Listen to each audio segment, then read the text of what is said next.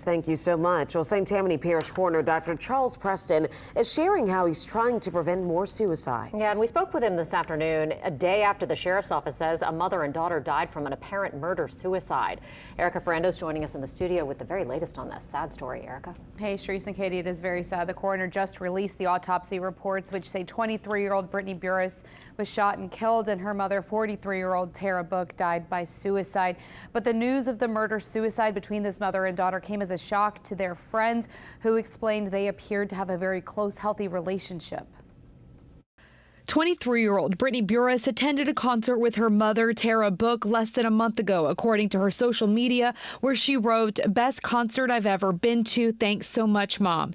The evidently close mother-daughter bond is why friends say it doesn't add up. That Book fatally shot her daughter and then herself, as the St. Tammany Parish Sheriff's Office reports.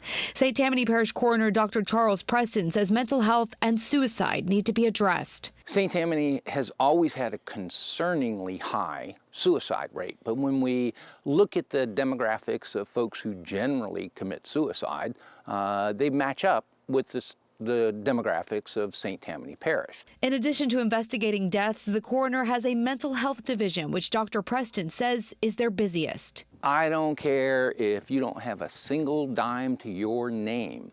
You can get quality mental health care. According to the coroner's office, there have been 27 suicides in St. Tammany Parish so far this year, 46 last year, 48 in 2020 and 2019, and 52 in 2018. It's too many. It's way too many. And 3 months ago, 988, the new suicide prevention hotline launched, which will connect you with a trained mental health professional to help through a crisis. The first time the gun in your lap passes through your mind, pick up that phone. Dr. Preston says if you see a sudden change in a loved one's personality, trust your gut. And sometimes that can be actually an elevation of mood, because somebody who is contemplating suicide is usually contemplating it because they're in chronic uncontrolled psychic or physical pain, or both. They start giving things away. A disruption of sleep patterns is a red flag. Any verbalization. So if somebody says, "I just don't know if I can go on like this," then you need to directly ask that person, are you thinking about killing yourself? And we really encourage it to be that direct.